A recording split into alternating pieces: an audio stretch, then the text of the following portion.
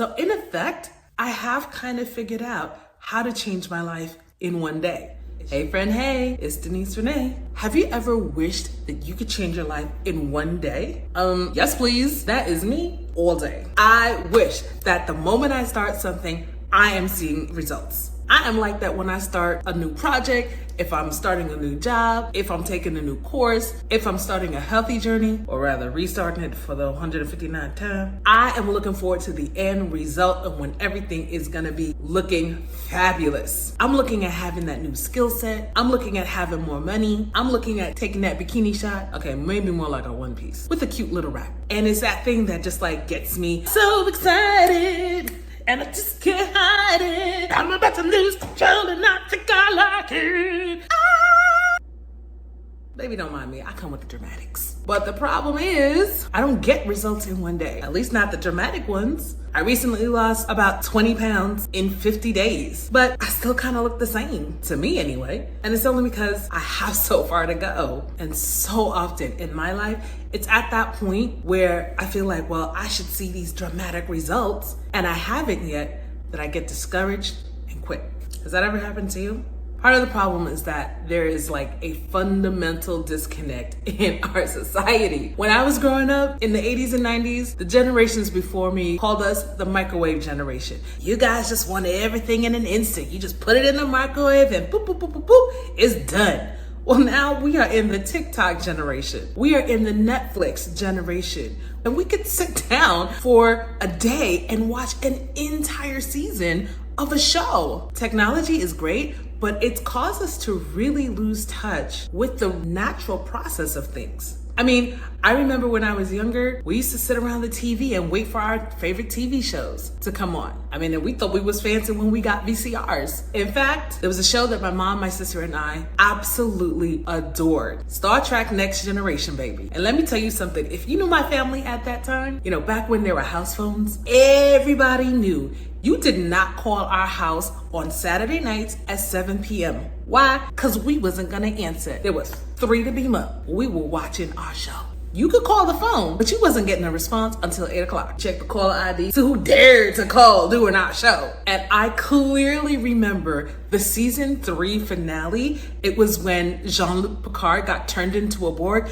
We had to wait all summer to see what happened. And now it's just like, you could binge the whole series in a couple of days. Our current rate of consumption does not match the rate of creation. Let me say that again. Our current rate of consumption does not match the rate of creation. How long does it take to produce a 22 or 24 episode season? Months, maybe even a year. The creators have to have the concept, the writers have to write it, scripts have to undergo rewrites, their table reads, the actors get their scripts, they rehearse, they perform, the editors get into the mix, and then you finally have all of your episodes. But because we can just consume the whole season in one day, it just seems like we should always get everything so instantly. That favorite Netflix show took months, if not a year, to produce. And the same thing is true in our lives. When we want to see change of any sort, it takes time to see the results. People get the opportunity to experience it in a moment on social media, but even like recording this video, it's probably gonna take me about 15 minutes to record this, and the video will probably come out to about 6 minutes. But there's also editing time involved. So I can invest 2 or 3 hours into creating this 6-minute video. Even though technology is moving at such a super fast pace where we can experience results more quickly, the process of creation remains the same. Now, I'm not a botanist, I'm not an herbalist, I'm not an arborist, I'm not a farmer, but I do know this, that every single seed has within it a very specific germination time. Basically, the time that once you put that seed in the ground, there's a specific amount of days it's going to take for it to break out of its shell, have the little root system, do what it's supposed to do before it starts to shoot up, come through the ground, and you start to see leaves and fruit. So, for example, and don't quote me on these numbers, but let's say an apple seed has a 50-day germination time. But let's say an acorn has a 3-year germination time. No matter what I am trying to plant in my life, It's going to have a specific time that it's going to take before I start seeing the dramatic results that I want to see. Very likely at the current rate that I'm losing weight, it's going to take about 60 weeks before I'm ready for that one-piece bathing suit shot with the cute little body wrap. It's going to take over a year, and I have to keep that in mind. But better still,